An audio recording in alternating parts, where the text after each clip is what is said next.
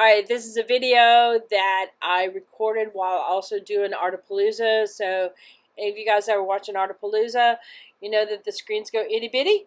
So this is like the full screen so you can see what's going on. So hang on.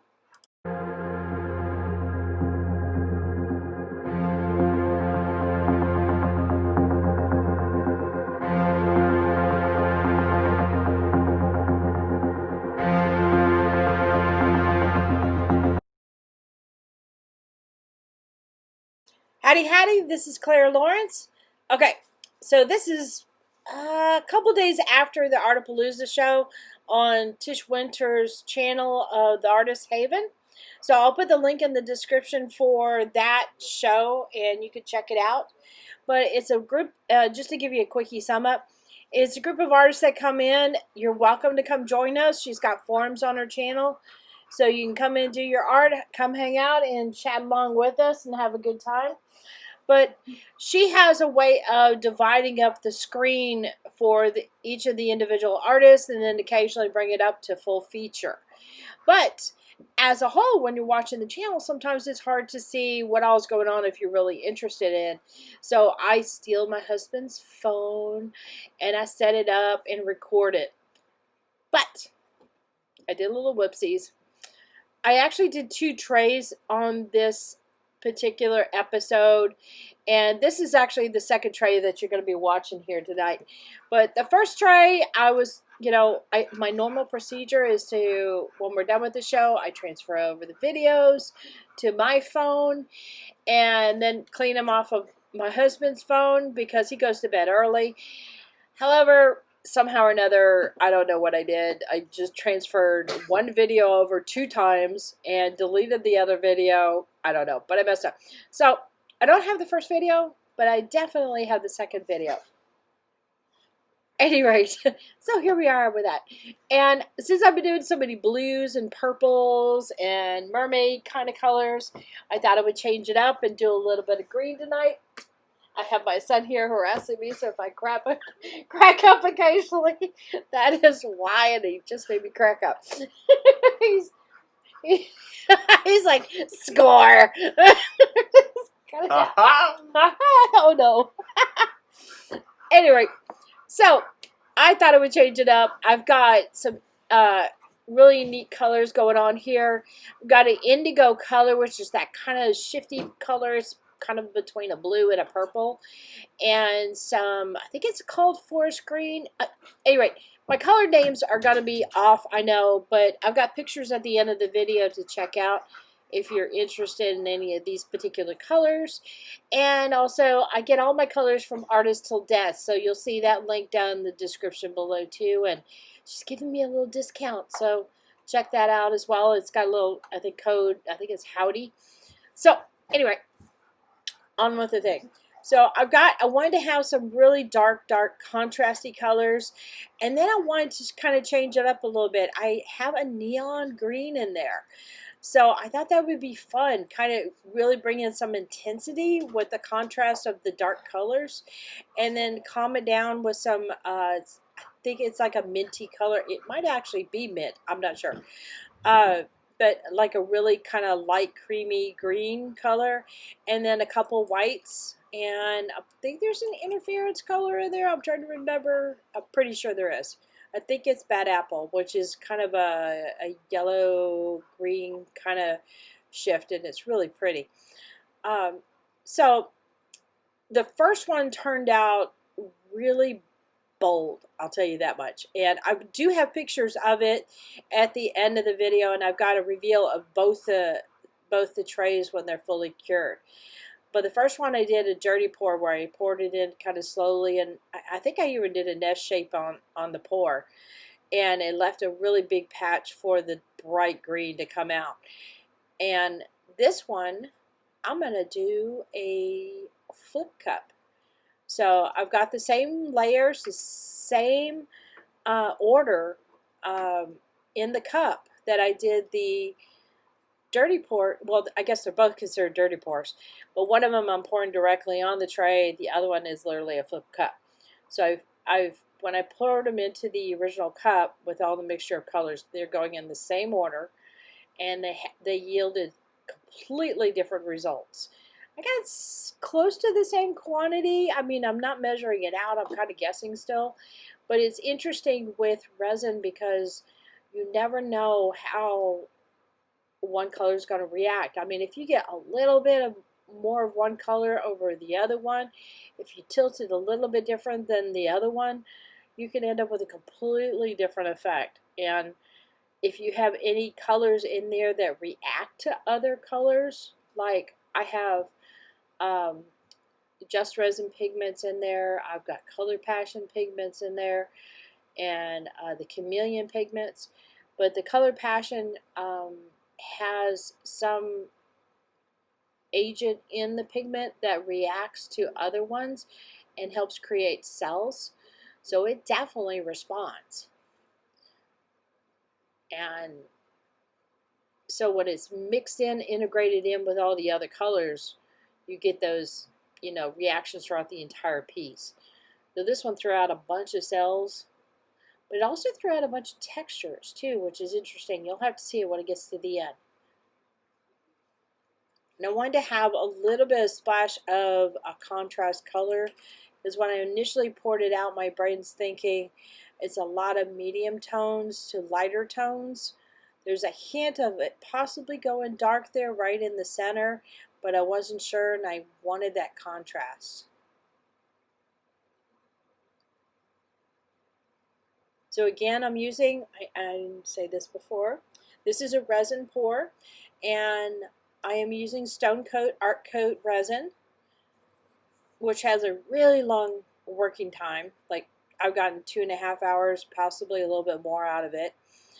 And it's got a high UV protection on the artwork and such, which is another reason I adore it. But the other thing that's a bonus factor is since I make a lot of functional art, it's heat resistant and scratch resistant. It's heat resistant up to, like, I've been saying 400 degrees. I don't know if the number is 425 or 450, but it's definitely 400. So if you put something hot on it, it'll be okay. So all I'm doing here basically is tilting it till it meets up with the edge and getting all the sides really quick. You're going to get a natural rollover a little bit when you're moving it around. So sometimes you'll lose your piece, some of the effects that are towards the edges.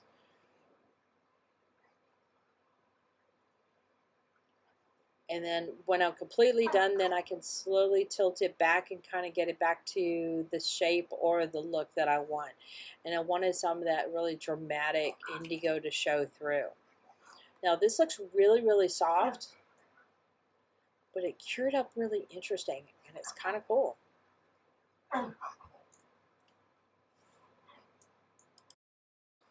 So I did something fun here, which I don't normally do because I don't usually have access to a live audience.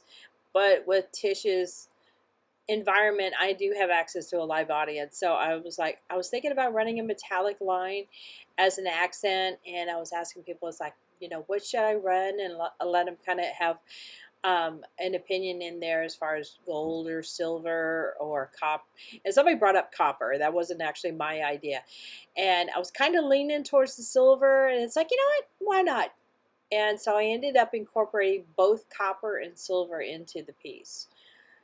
So this is, they're both the Just Resin metallic pigment powders, which I really, really like. And the really cool thing about them is that when you lay them in as a resin and manipulate it, and when you're done with it, if you just heat it up just a little bit, just touch it with heat, it almost seems to disperse on the surface a little bit.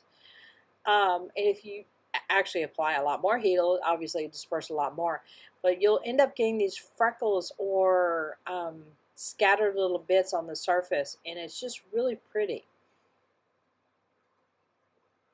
But also, if you incorporate a little bit of copper or silver into within the dirty pour, and like if I had some copper or silver in there before I poured it out in the tray and tilted it around, that it might come to the surface later on and leave these little speckles of metallic. And it looks kind of like gold foil does, where it's right on the surface area, and it's really cool. So I'm just going with the lines of the pour. So I'm following those lines.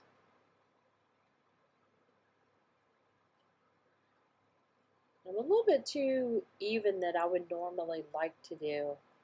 I try to get a little bit more irregular.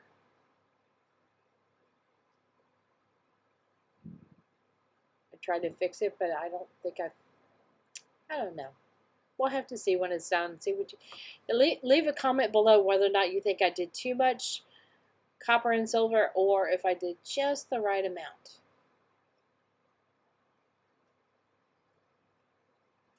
So we're just leaving in little thin lines for right now, and then I go through with a stick and kind of break it up so it's not so like there's a blob and then I drew a line in there. So I'm incorporating the lines a little bit better so it looks a little bit more, I guess you could say, organic. I like how people throw the phrase, it looks organic. It basically means that it moves with the piece.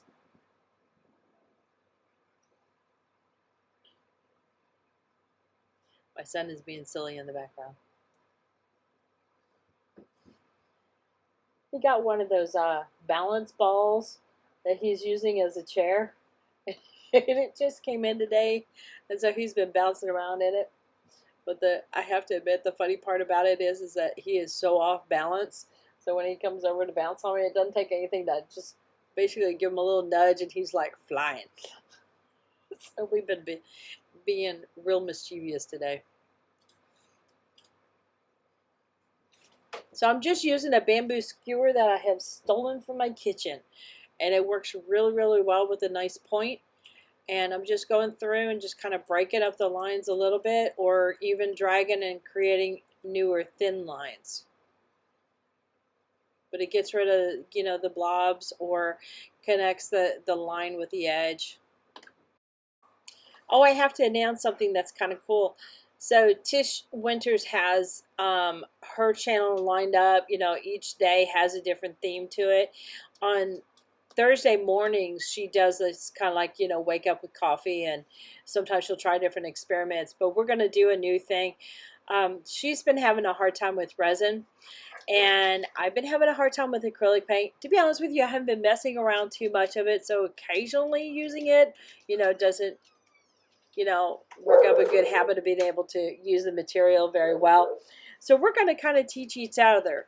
There we go. I got it out correctly. I'm breaking down some resin techniques into simple steps for her, and we're going to go through different techniques, you know, every other week. And then every other week for her, she's going to be teaching me acrylic. So like each session is not going to be like I do acrylic and she does resin. It's going to be either like a resin session and then the following week will be an acrylic session. So I'm looking forward to this. This will be really cool. We're kind of setting each other up, each person up like a little goodie basket to send each other to, like, you know, some basic things and also some cool things to get started. And we did our first one today. Of course, I'm doing the voiceover on Thursday on this video here. But we did the first video on the basic resin today, and we did puddle pours. And next week, it's my turn to be in the hot seat, and we're going to do some acrylic pouring. So I'm excited and nervous at the same time. But I think it's a good idea because, you know, it works really well on our strengths and such. So come join us over on Tish's channel, The Artist Haven. And again, you can follow it through the link for the Artapalooza. That'll be in the description below. And also watch that particular episode, but you'll see Tish's channel there too.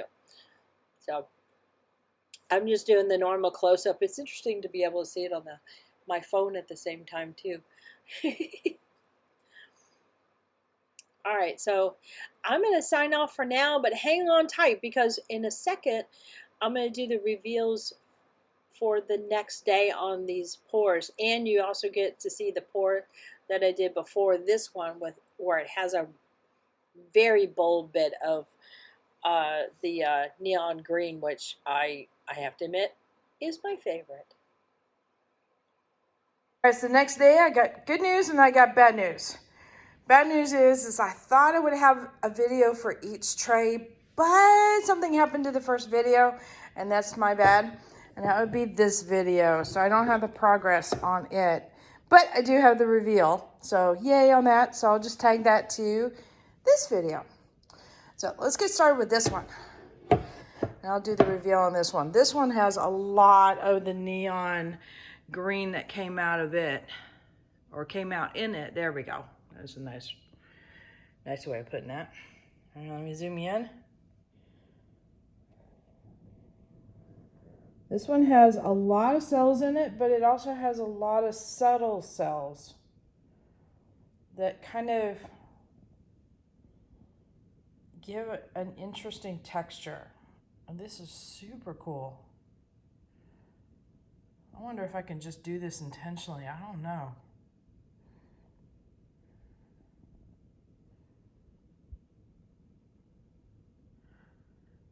This green is just bright, bright, bright. But you know me, I love it.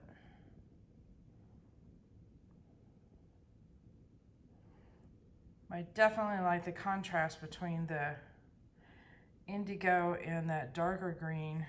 Was it forest? With that lime green. I think that makes a piece really sing. This is nothing but cells. Different sizes and such. I may have to zoom out and show the whole piece too. Look at all that sparkle.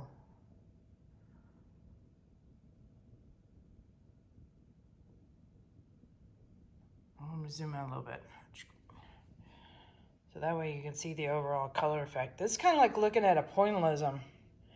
Up close, you kind of lose the picture, but when you back it up, you can kind of see what's going on. But up close, you get lost in all the dots. All right, now on to the next piece. All right, here's a reveal on this guy.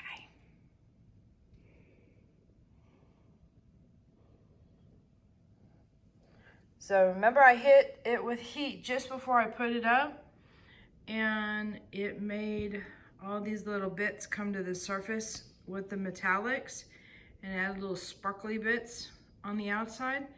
Love it when it does that. It's kind of like it diffuses the color a little bit. All right, let me zoom in. See what I mean there?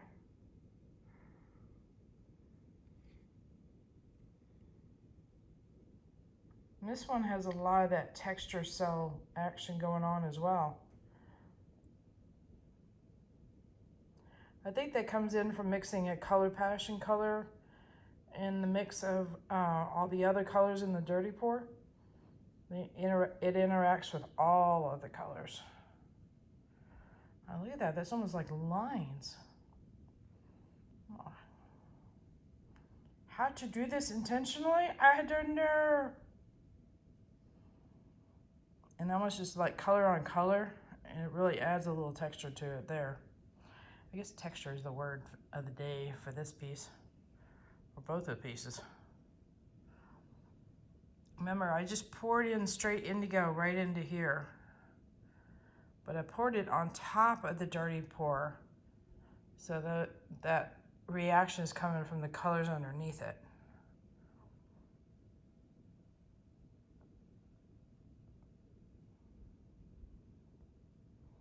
Well, it's one of the reasons why I like pouring my extra colors before I start tilting, so that you can interact together. I don't think I hit that silver over there with any heat, because it's still a pretty solid line versus the copper starting to break up a little bit. That's okay.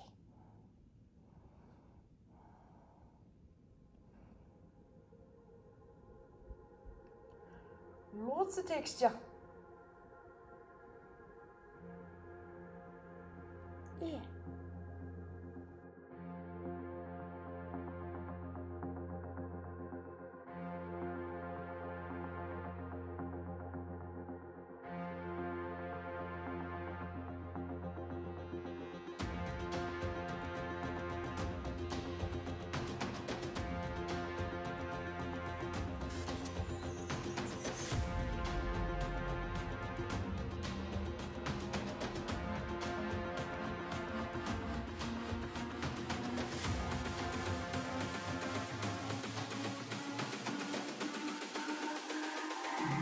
It's all about humanity.